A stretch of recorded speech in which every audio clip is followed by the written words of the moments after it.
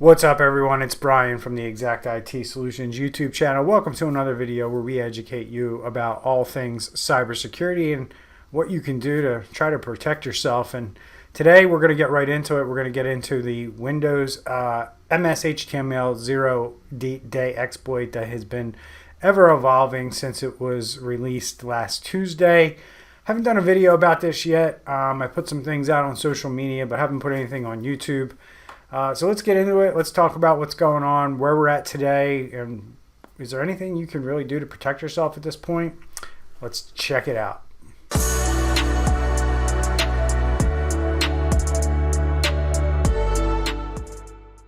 All right, guys, so what we have going on here is a 0-day vulnerability. 0-day vulnerabilities means there's no fix for it. And unfortunately, we are seeing this actively exploited in the wild.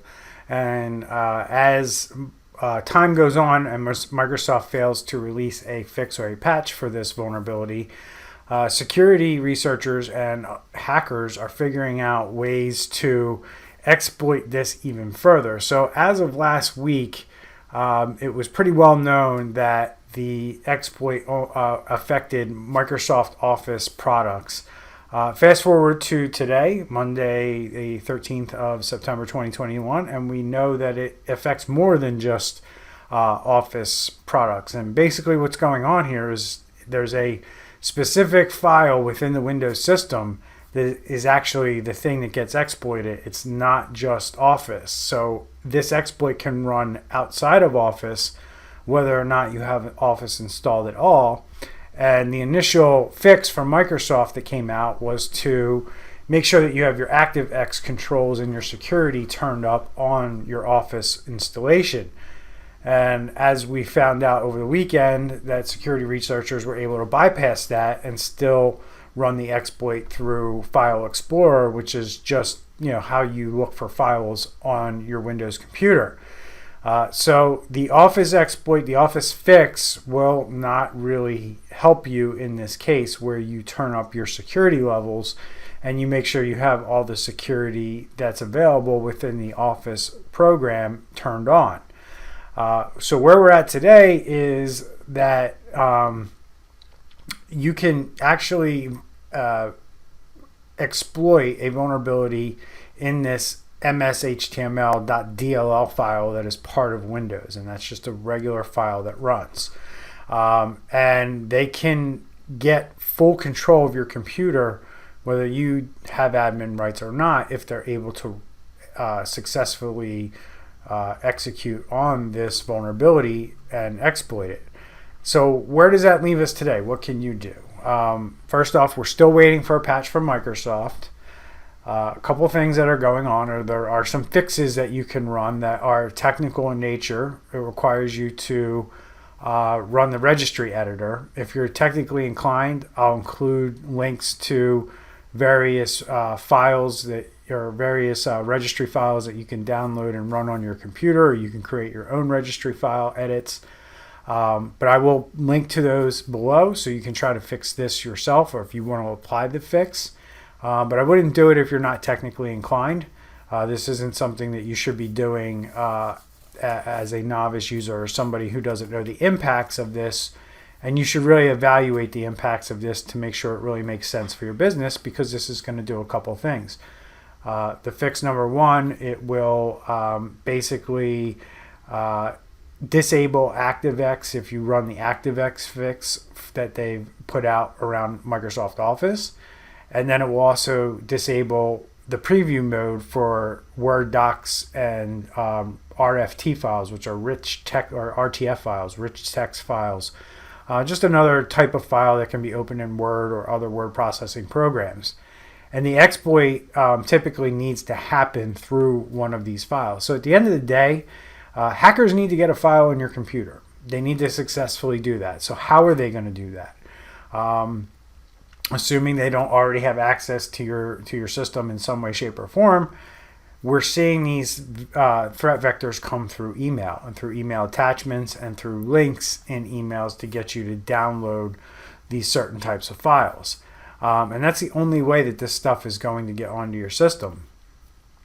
So Right now, you can take the approach of doing the technical part of the registry edits that I mentioned earlier, or you can just remain vigilant to what comes into your inbox and not click on files, especially Word documents and RTF files, rich text files. You want to make sure that you're not clicking on these files, and if you weren't expecting them, I would make sure that that person really sent it to you by picking up the phone and calling them.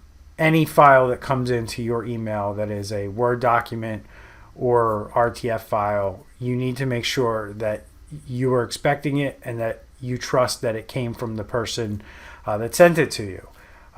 You need to be aware that there's exploits out there where hackers take over other people's email accounts and will start sending emails from those accounts, and you're like, oh, well, I do business with this person.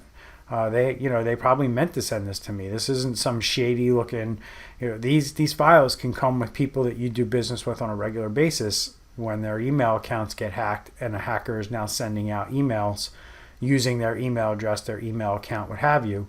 And then they're attaching these files or they're putting links in. So I put out a message on social media on Friday talking about this and letting people know that this was an issue. At the end of the day, you still need to be careful. You can't change settings in Office to fix this. You need to be careful. You need to watch what you click on, what comes into your email.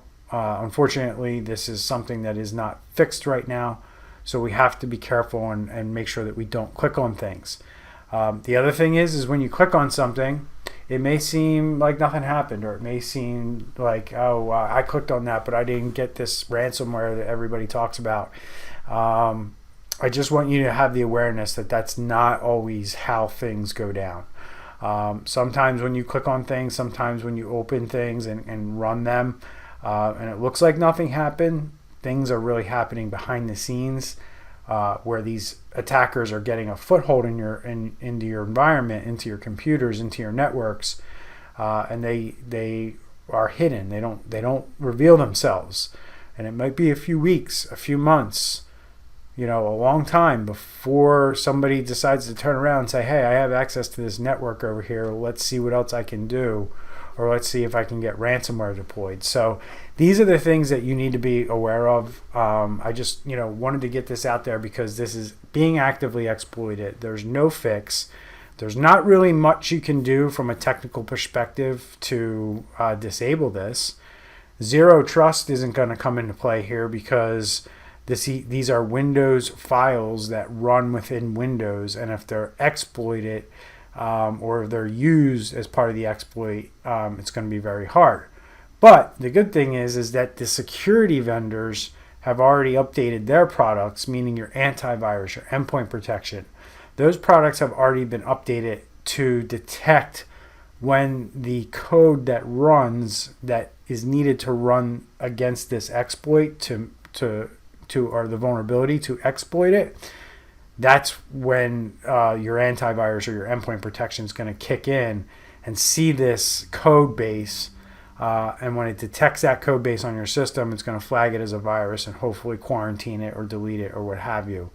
But the endpoint protection products are able to detect when the files get on your computer that are needed to, exploit this vulnerability. So that's one good thing, one kind of silver lining in all this. But at the end of the day, you really don't want this stuff running. And because it's out in the wild and because it's exploitable, security or hackers can change up the way that they deploy this stuff, and they can circumvent what your security product is actually looking for. So the number one defense here is be very, very careful until there's a patch from Microsoft on what you click on, and that will be your best way forward. If you want to run these registry edits, you're on your own there. I don't even agree that they fully take care of the problem. So, just have that for you. So that's it. This is the Windows mshtml 0-day exploit update as of September 13th, 2021. That's the latest information that we have. And just make sure your endpoint protection is running. Windows Defender will pick up on this. And hopefully, these security vendors will keep up on the changes of the exploit and how the hackers are deploying this. So that's it for me. What do you guys know about this? I'd love to hear about it. Drop it in the comments. Have you seen this? We've seen an uptick in phishing across our clients, and what we're seeing here. Definitely the phishing attempts have gone up, and the things that they're sending people to try to get them to click on stuff is more prevalent and relevant, and you need to be aware and make sure that you're providing security awareness training to your staff so they know what to look for when an email hits their inbox that they should probably question whether they should open, click on, or do anything with other than delete it. So that's it for me. Love to hear your comments, questions down below, and I'll talk to you soon. Take care, everyone.